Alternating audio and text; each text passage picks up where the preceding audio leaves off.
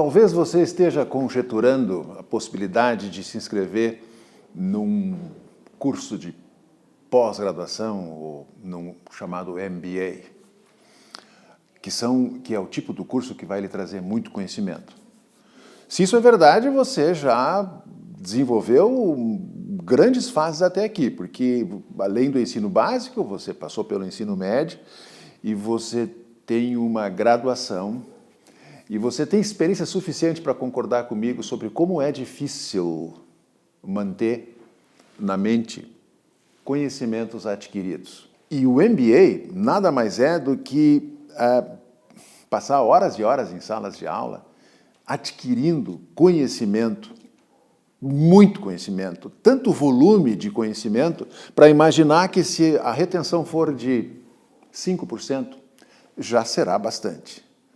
95% do conhecimento poderá ser perdido, mas os 5% que ficarem será considerado importante.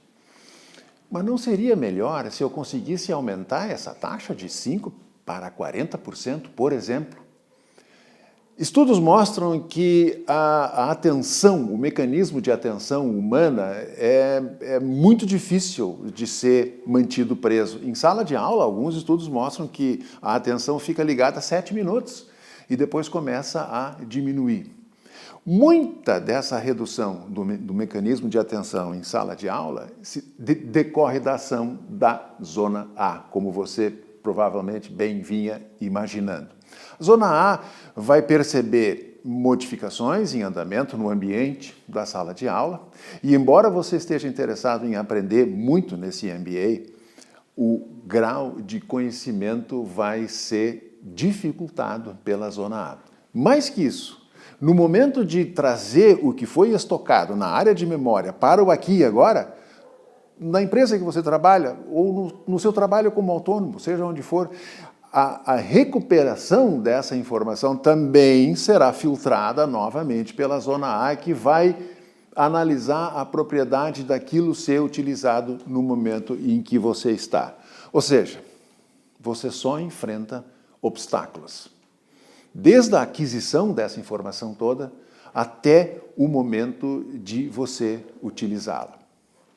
Esse conhecimento que você vai adquirir, ele é distribuído no cérebro em áreas chamadas de janelas cognitivas. E essas janelas cognitivas, elas são o meu player número 2 nos mapas da mente. Então, quando você está no seu trabalho, no decurso do seu trabalho, a mente, ela vai, se pudesse ser fotografada, ela vai ser semelhante a um mapa de composições se deslocando como se fosse no metrô. E você, por acaso, nesse instante, você é o controlador desses mapas agora. E eu falei que o assento número 1 garantido nos players da mente pertence à zona A e o assento número 2 é das janelas cognitivas onde você guarda as informações. E esses players estão se movimentando na sua mente. Digamos que por determinada situação você se sinta confortável, você está bem, você está de dono da situação. Você vai, digamos, por hipótese, apresentar na sua empresa a sua ideia, o seu entendimento sobre a análise SWOT da empresa no mercado. Talvez você recorde, talvez não, mas a análise SWOT tem a ver com colocar em uma planilha, numa projeção ou no campo das ideias a força e as fraquezas de uma empresa e como o mercado enxerga a empresa com oportunidades ou com dificuldades. Né? Essa é a análise que deve ser feita. E você aprendeu isso no seu MBA. E agora você está na sua empresa e você vai apresentá-la ao conselho de administração. Você tem essa informação, esses dados do SWOT, aprendidos no MBA, nas suas janelas cognitivas. Essas informações estão todas lá. E mais, você aplicou essa análise SWOT em relação à sua empresa e como o mercado a enxerga. Você, além do padrão SWOT, você criou agora um padrão SWOT completamente personalizado para esta empresa. E se você dedicou tempo suficiente para criar isso, você provavelmente produziu novas células. Você submeteu esse mecanismo ao fenômeno da neuroplasticidade. Você agora tem uma informação poderosa. Você vai demonstrar ao conselho de administração a força e as dificuldades da sua empresa por um padrão consagradamente elaborado e mostrado ser eficaz. Você vai mostrar isso através da sua lente, da sua ótica. Mas nesse instante entrará em cena o player da mente número 1, que chama-se Zona A, e que será capaz de limitar a forma com que você tem de expor isso.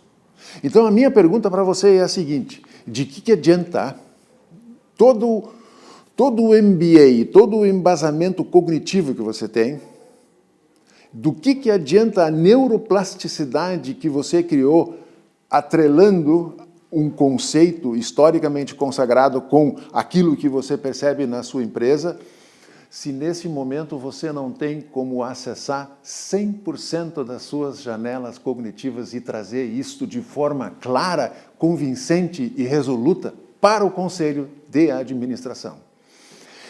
Isto vai ser facilitado ou dificultado pela Zona A, dependendo de sutis mecanismos presentes naquela sala.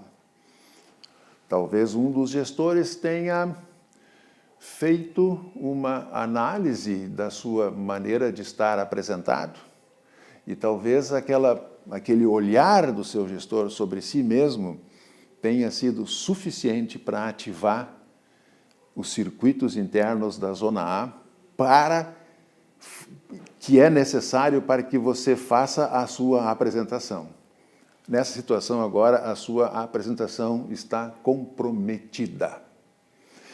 Não seria uma boa ideia se você tivesse em mãos um mecanismo seguro de reconfiguração da sua Zona A, de modo que ela ficasse numa situação a deixar todas as suas janelas cognitivas desfilar todas as informações importantes que você tem a dizer e para o qual você tanto se preparou? Não seria uma boa ideia? Meu nome é Martin Portner e a minha missão é ensinar sobre a reconfiguração dos players da mente, especialmente da Zona A e das janelas cognitivas. Se você se interessa por esse assunto, clique no link de inscrição e você vai receber materiais que abordam de maneira clara esse assunto tão importante, tão impressionante e tão necessário na vida digital de hoje e tão necessário para vencer os problemas que a crise política e econômica brasileira traz a todos nós. Obrigado.